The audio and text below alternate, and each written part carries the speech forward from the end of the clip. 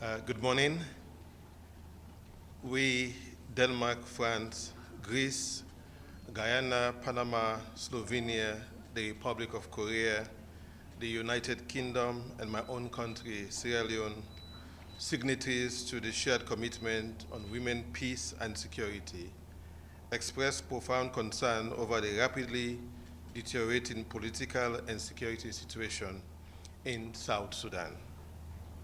Swift action is needed to prevent the collapse of peace efforts and avert further human suffering.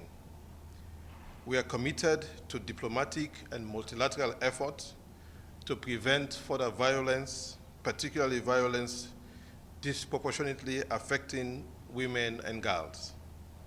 The Security Council has repeatedly called for the meaningful inclusion of women in conflict resolution, and we stand ready to support these efforts.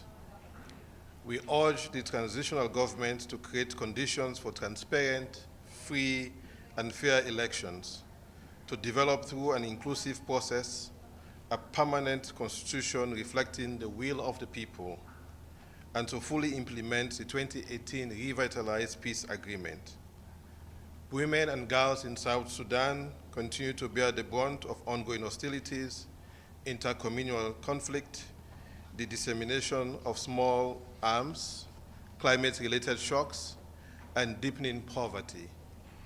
The reported rise in conflict-related sexual violence, mass displacement, especially of women and girls, and the collapse of essential services has increased risk of maternal mortality, harmful coping mechanisms, and acute food insecurity. These vulnerabilities are compounded by the influx of refugees fleeing the conflict in Sudan. We condemn all violations of women's rights and fundamental freedoms and call for accountability. Continued failure to implement key provisions of the 2018 Revitalized Peace Agreement, such as the 35% quota for women's representation, has delayed political transition and pushed the country towards renewed instability. We urge all parties to re-engage in inclusive negotiations, allow unrestricted humanitarian access, and to fully respect international humanitarian law and international human rights law. We are concerned by restrictions on civic space and by funding cuts, including the closure of key humanitarian programs which have affected women peacebuilders and forced many women's organizations to suspend operations at a critical time.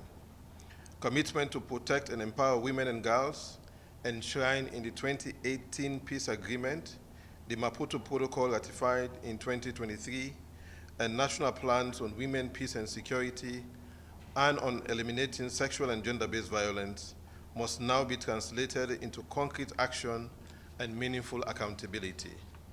We fully support the efforts of the African Union, IGAD, UNMISS, and the Commission on Human Rights in South Sudan to advance peace, justice, and stability for the people of South Sudan.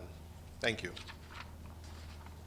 So how will the WPS agenda be incorporated in the Gaza, post-war Gaza framework that you're going to vote on soon?